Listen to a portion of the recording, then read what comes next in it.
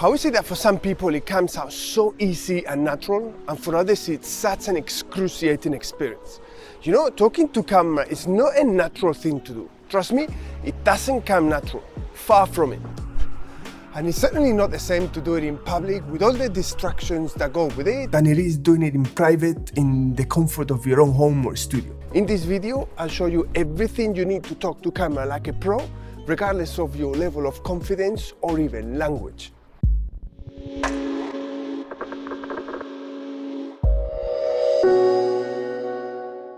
You might have heard this one about 1,000,000 times, and it's practice, practice, practice. The more you practice, the better you get at it.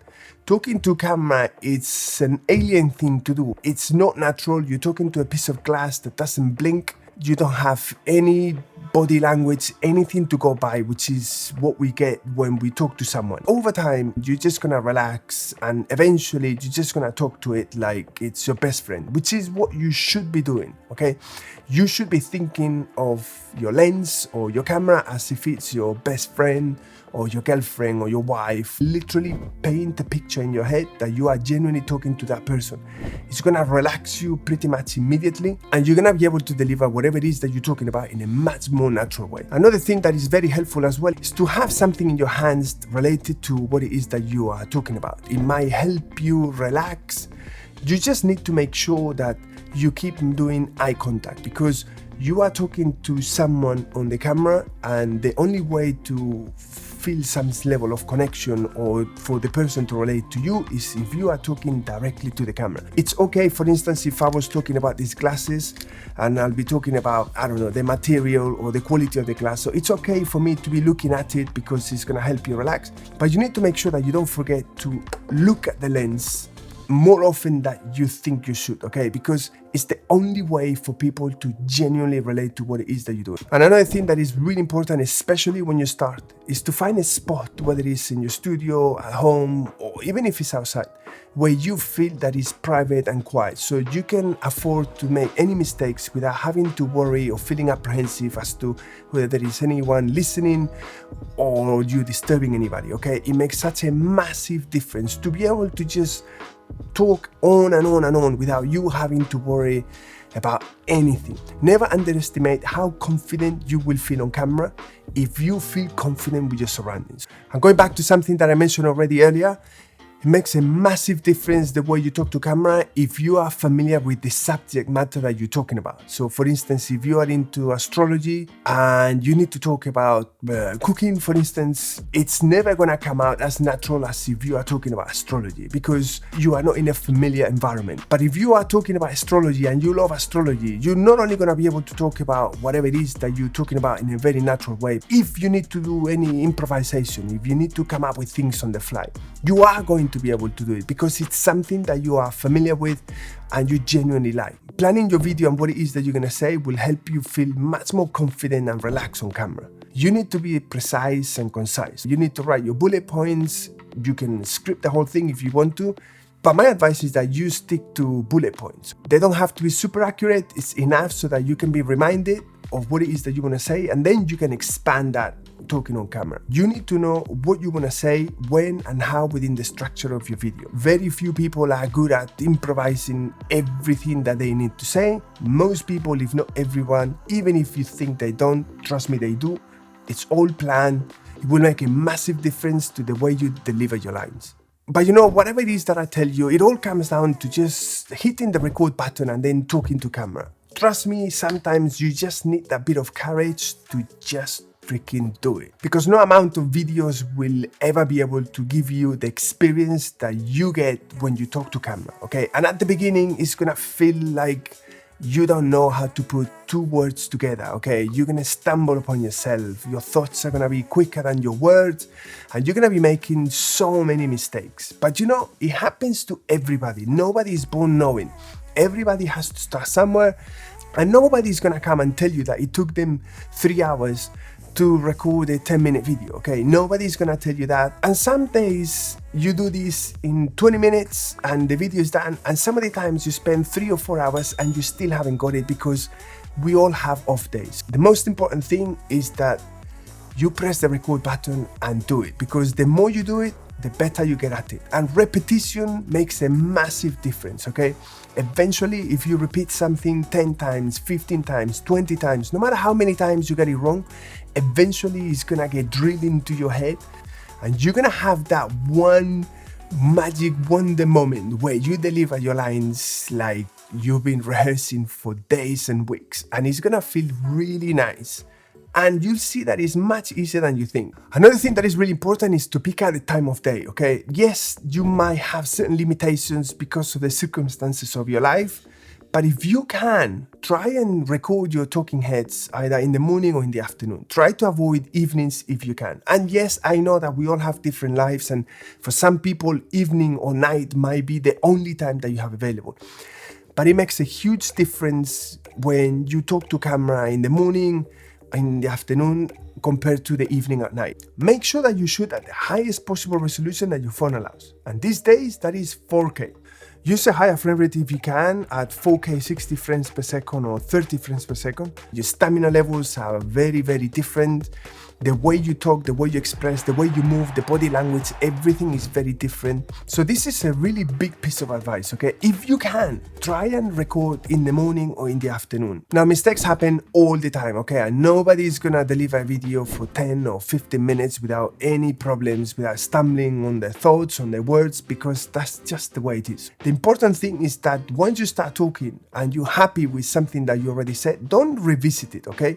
Just keep on repeating the bits that you get wrong. Pick up from somewhere where you knew that you got it right, and then carry on, and eventually you'll get everything done. And a lot of the times, a lot of the problems with the delivery, you can cover it by just putting some B-roll on top. Trust me, you don't need to be talking to camera for 15 minutes and be on camera those 15 minutes, okay? You could literally be talking for 10, 15, 20, 30 seconds, and then the rest is B-roll. You can then hack and chop and add things and move things, and you don't need to worry whether one clip your hand is here and the next one is there, okay? So you just cover it with B-roll and that's it. Nobody needs to know.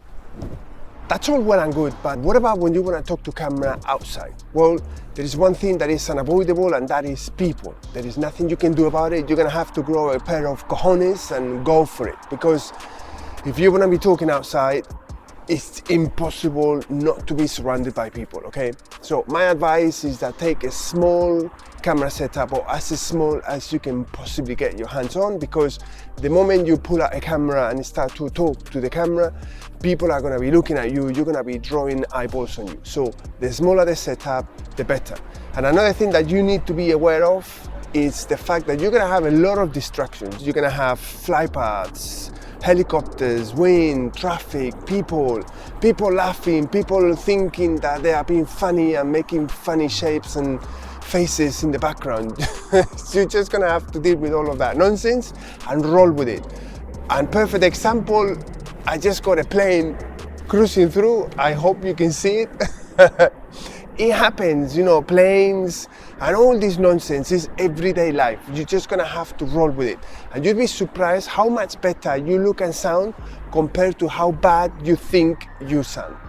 Or you could find yourself a fairly secluded space that gives you the privacy that you need, so that you can then repeat time and time again whatever it is that you need to say to the camera until you get it right. These are the three ways that I see people deliver to camera, okay?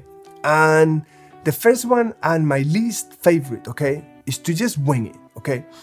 Now, to do that, you genuinely have to be very familiar with what it is that you're talking about, okay? So you are going to be improvising whatever it is that you're gonna say. If you're doing a review of a product or talking about a specific product, or you are teaching someone something, this may not be the best way to go about it, okay? Because when you wing it, you are bound to leave out a lot of things that are genuinely important to the viewer. Some people can literally wing it. I mean, there are some gifted people out there that they can just look at a piece of paper and memorize what it is that they want to talk about and then just say. For instance, vlogging on the spot, where you're sharing an experience, an event, something that is happening right in front of your eyes, then that's obviously the best way to go about it, because you are literally improvising whatever it is that you're saying to camera, and you are coming up with it. You are reacting to something that is happening in front of you. Now, the most common way to talk to camera is to actually plan and have some bullet points, okay? Now, I do this all the time. Every single video I have my structure, it could be 30, 40, 50, 60 points. This is really important because if you are just gonna be improvising everything in your video, your 10-minute video is gonna be 45-minute video. Now, if you have your different sections on your video and you have a section with say 3, 4 or 5 bullet points, you don't need to deliver every single one of those points perfectly on camera. You just need to choose one and talk about that one point, go through everything that you want to talk about, and make sure that you deliver that one section well. Now, if you stumble upon your thoughts or your words, don't worry too much. Don't start from the beginning. Pick up from the beginning of the point that you got it wrong, and then in the edit, you piece things together and you remove all the bits that you don't like, okay? This is how you do it. It's important that you get some pace, you know, that you feel that you're moving forward. Because if you spend half an hour trying to deliver the perfect 5 minutes, you may actually never do those 5 minutes. But if you deliver 1 minute and then you stumble on, and then you go back and you deliver another 30 seconds, and then 2 minutes, and then 15 seconds, you know, bits by bits, okay?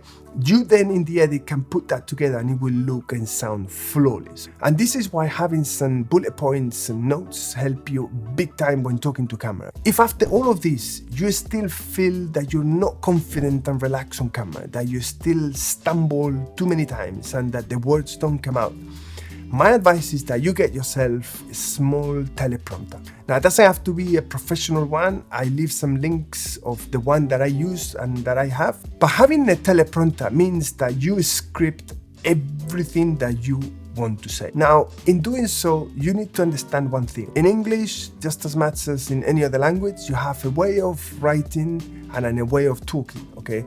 And even though you say the same thing, you say it in a very different way. The advantage of scripting the whole thing is that you're gonna be able to be very concise and you're gonna be able to say exactly what you want to say when you want to say. So scripting something has its benefits, okay? For instance, if you're doing a product review or you're talking about something that is really thick and you have to talk about a lot and you don't have more than 10, 15 minutes, you don't want your video to be half an hour, 40 minutes, you might want to script it, okay? Because that way you can then say everything that you want to say in the way that you want it to say. You need to arrive to something that when you read it out loud, it sounds like you are saying it, not reading it. This is something that you might struggle with at the beginning because it is a bit of a change and sometimes you might even have to write in the incorrect grammar just to make it sound you, okay? It needs to come out natural, like you are literally just improvising something when you are genuinely not improvising anything. Body language, okay? When you read from a teleprompter, you are very tempted to be like this and then focus on the camera and then be reading, okay? Now, this is the worst thing that you can do. You need to learn to relax. You are removing the bit of improvisation, of coming up with your words. The words are gonna be right in front of you. So what you need to do is you need to come up with your own natural style of talking, but when you read it. Now, another thing that helps big time on this is to make sure that the text on the teleprompter doesn't go outside the diameter of the lens. If the text, for instance, is too wide, it's gonna look like you're reading, okay? Because you're going left, right, left, right, left, right, okay? So the viewer will notice that there is something odd going on. You slim down the text and it sits within the diameter of the lens, okay? Your eyes are not gonna be looking for the text because the text is right in front of them, and it's not gonna look like you are scanning some document or reading a document. This is what makes a big difference when reading of a teleprompter, okay? Do not be monotone. You just need to basically change your tone, your body language, use your hands, be expressive. Eventually, like everything, it's all about practice, practice, practice. The more you practice, the better you get at it. These are things that I do all the time. These are hacks that I use constantly in every video. So if they work for me, and English is not my native language, they have to work for you. If after all of this you still feel that the best way for you to talk to a camera is to be using a teleprompter, I've got a video appearing just here where I show you everything that you need to do to talk to a camera using a teleprompter and make it sound like a pro. And I really hope you got some good tips and tricks in this video. If you did, smash that like button. It helps with the YouTube algorithm. And I'll see you in the next video.